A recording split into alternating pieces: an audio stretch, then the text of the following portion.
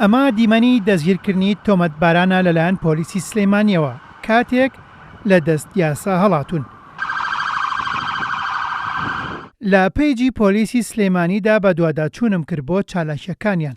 ئەوم بۆ دەرکەوت کە لە مانگی ئازارەوە تا 14 نیسان 100 تۆمەتبار دەستگیر کراون بەم جۆرەی خوارەوە. لە مانگی ئازاردا لە 33 چالاکیدا 67 تۆمەتبار دەستگیر کراون. لە ماوەی نێوان 1 نیسان تا 14 نیسانیشدا لە 11 چالاکیدا کە بڵاو کراوەتەوە 33 تۆمەتبار دەستگیر کراون.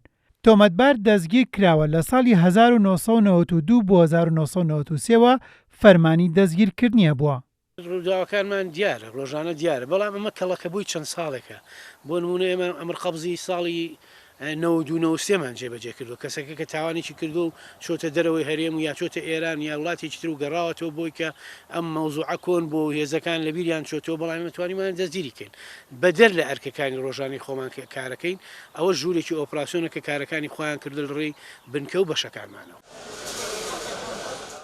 ئەوەی جێگەی شانازیە بۆ هاوڵاتیان و کاسبکاران وەک ئەوەی خۆیان دەڵێن ئارامی شار و هێزێکی ئەمنی پتە وای کردووە سەر و ماڵی هاوڵاتیان پارێزراو بێت.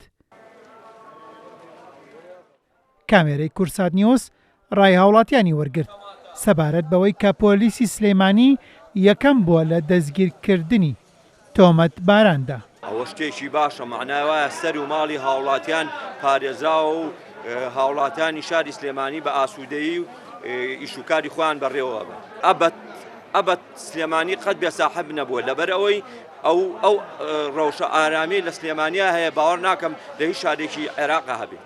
ئەوە هەنگاوێکە هەموو کەسێ پشتگیریەکە، هەموو کەسێک کە حەز لە ژیان کە حەز لە ئارامی وڵاتکە پشتگیری ئەو هەنگاواکە. پێویست ناکە بڵێن بۆ پۆلیسی سلێمانی یەکەمە، ئەو پۆلیسە هەڵقوڵایی شاری هەڵمەتە، شاری فیداکاریە، شارە حیاتەکەیە، لە هەموو شتێکا بێ پێشنگ بێ.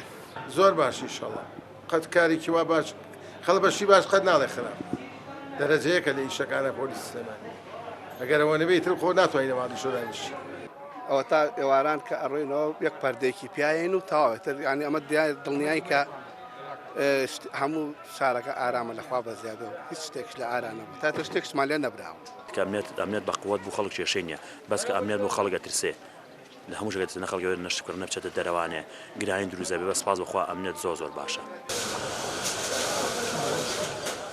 ئەوە گرنگە بۆ هاوڵاتیانی سلێمانی کە پۆلیسی سلێمانی زۆرترین تۆمەتباری دەستگیر کردووە.